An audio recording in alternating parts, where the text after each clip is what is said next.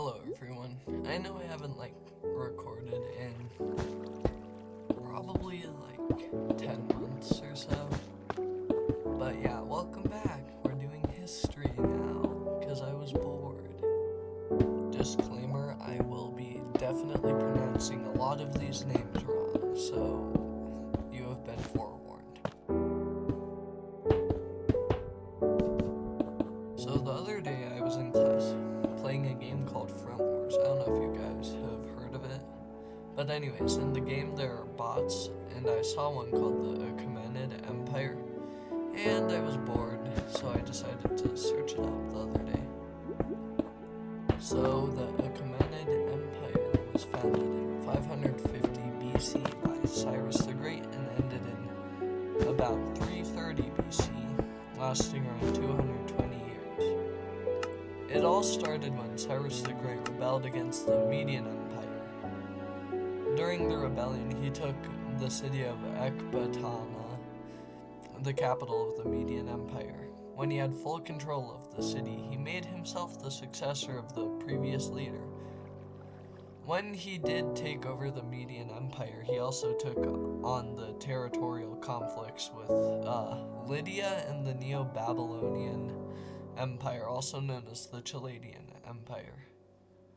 This led to King Croesus of Lydia to try and take advantage of the instability of the new empire, to try and take parts from the Achaemenid Empire that were located in modern-day Turkey. Once news reached Cyrus about this invasion, he led a counterattack that destroyed the Lydian forces, and eventually took over the Lydian kingdom in 546 BC.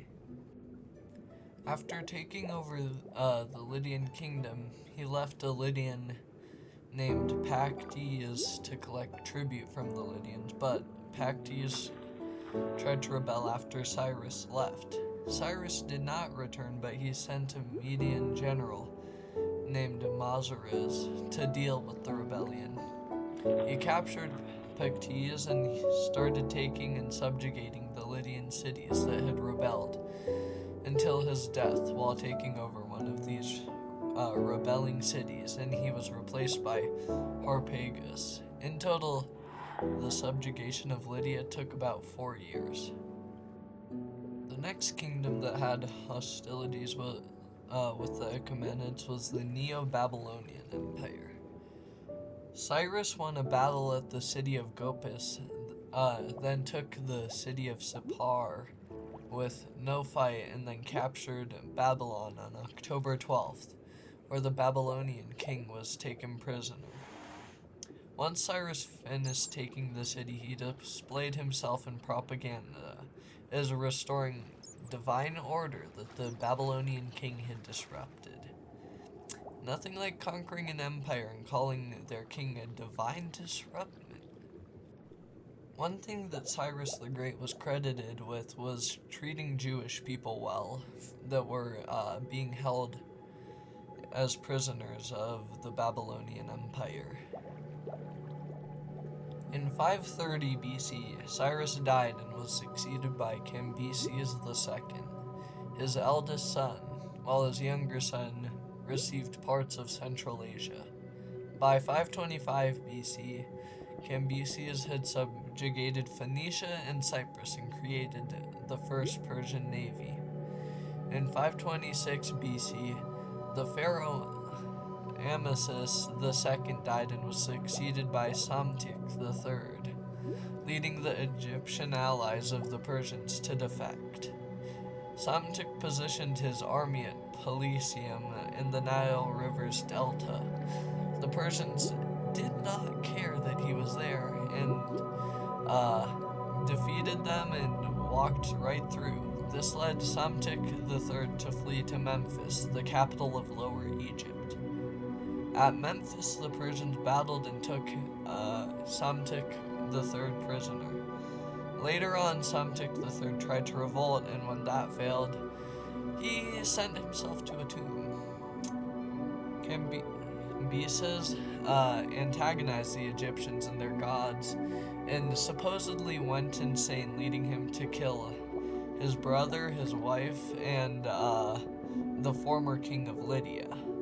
This could be anti-Cambyses information because an Egyptian epitaph shows that he participated in funeral rites, styling himself as a pharaoh. After defeating Egypt, the Libyans and Cyrenaicaeans surrendered to Cambyses. Libya was North Africa in the Iron Age. They just called it that as a placeholder. Cambyses then planned to invade Carthage, the oasis of Aman, and Ethiopia. The invasion of Carthage was supposedly cancelled because the Phoenicians that made up most of the Achaemenid navy refused to invade their former colony. He then took over the kingdom of Meroe, Ethiopia, is basically what it was. They are called this because, like Libya, that referred to the people in North Africa, Ethiopia referred to West Africa. While he was in Egypt, a priest, basically for the religion at the time, he was really similar in appearance to his younger brother, and he began an uprising. Cambyses then started to come back, but while he was coming back, to put down the uprising, he was wounded in the thigh in Syria and died. This led the impersonator to take the throne. According to the next king, the impersonator ruled for about 7 months before being overthrown by Darius the Great. After the impersonator died, a second uprising happened. It was going good at first for the rebels, but then it failed. Around 512 BC, the Macedonians surrendered their country to the Persians. Then Darius the Great sent troops to defeat the Scythians that were north of the Danube River. He also subjugated several Thracians who inhabited Romania, Ukraine, Russia, and Bulgaria before returning to Turkey. While there, they also took part of Greece. The relations with the Macedonians were good because one of the Achaemenids married the daughter of Amnitas, one of the rulers. In 499 BC, many places in Greece, Cyprus, and Asia had a minor revolt, which was called the Ionian Revolt.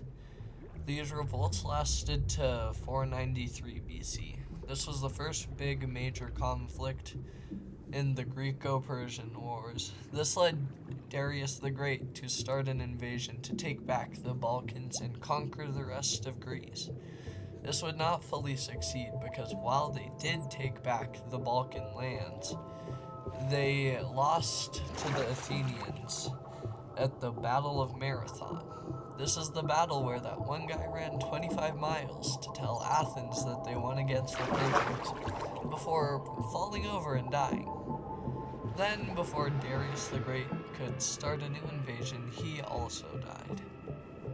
His son Xerxes I, who succeeded him, vowed he would fully conquer Greece and organized a massive army. When the Persians arrived in Macedonia and parts of Greece, they met little to no resistance until they reached Thermopylae and battled with a Greek alliance of city-states. The Persians defeated the Greeks after about 3 days and simultaneously won a naval battle because it was ended when the Greeks heard the news that they had lost the land battle. Then Xerxes I pillaged the city of Athens and prepared to fight the Greeks at the Isthmus of Corinth. The Greeks won a naval battle at Salamis, and so Xerxes went to Sardis, the capital of the former Lydian Empire.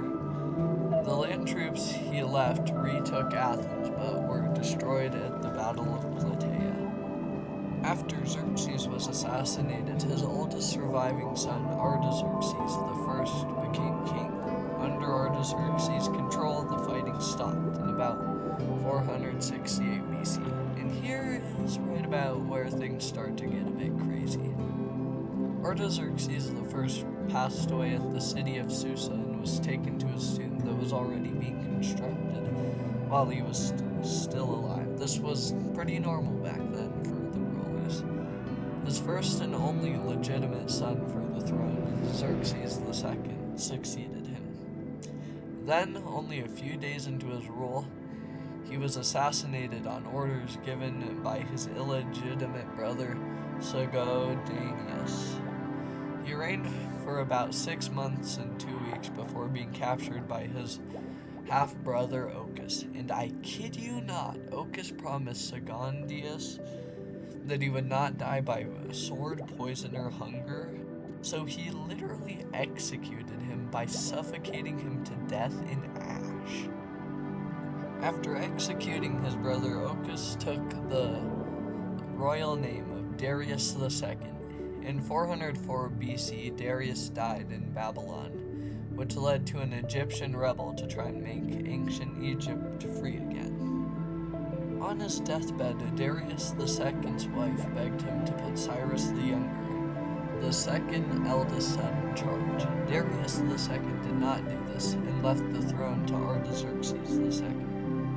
Earlier in 407 BC, Commander Tissaphernes was overruled by Cyrus the Younger, and then 3 years later, in 404 BC, Tissaphernes came to alert Artaxerxes II that Cyrus the Younger was planning to kill him during the coronation. Artaxerxes arrested Cyrus the Younger and was planning to execute him, but did not because their mother begged him not to. Artaxerxes demoted him and left him as the leader of the former king of Lydia. When Cyrus arrived, he immediately started to build an army to rebel. This army had 10,000 Greek mercenaries and tried to revolt, but he was killed in 401 BC when Artaxerxes' royal Persian army stopped at a city on the left bank of the Euphrates River. Artaxerxes then got Persia involved in a war with their former allies in Greece when a Spartan named Achaemenid invaded modern-day Turkey. To make Sparta have to spread their armies too thin, the Persians funded the Spartans' enemies in Greece, the Athenians, the Thebans, and the Corinthians, in a war that would be known as the Corinthian War. In 387 BC, he betrayed the allies he was funding by coming to terms with the Spartans. He also took back 2 cities on the coast of modern-day Turkey. In 373 BC, he tried to reconquer Egypt, who had become independent at the start of his reign, but it was unsuccessful. He did put down other rebellions, as well as protecting Phoenicia from a joint Spartan-Egyptian invasion. When he passed away, he was succeeded by his son Artaxerxes III. In 355 BC, Artaxerxes III forced Athens to leave Turkey and started a campaign against a rebellious tribe. During this, someone who successfully emerged was Darius Codomanus. Remember him. He is kind of important soon. In the end, the kings of the tribes were appeased and the campaign stopped. Artaxerxes III told the governors in Turkey to disband their armies because he felt that the armies there would soon revolt. The next thing that happened was one of the governors ignored him and asked for help from the Greeks to revolt. In 354 BC, Artaxerxes' first army was defeated by the rebellion, but he did finish the rebellion in 353 BC. In 351 BC, Artaxerxes set off on another campaign to retake Egypt. This attempt also failed, and then rebellions happened all over. He put down the rebellion in Cyprus. After that, he went to Sidon, and they surrendered, and the city was burnt to the ground. In 343 BC, he set on a second conquest of Egypt, now with 13,000 Greek mercenaries and 330,000 Persian army men. The Egyptians resisted with only 100,000 troops. 20,000 of them were Greek mercenaries. This time the Persians succeeded and swiftly took many cities. The then pharaoh fled to Memphis, then abandoned Egypt entirely and fled to Ethiopia.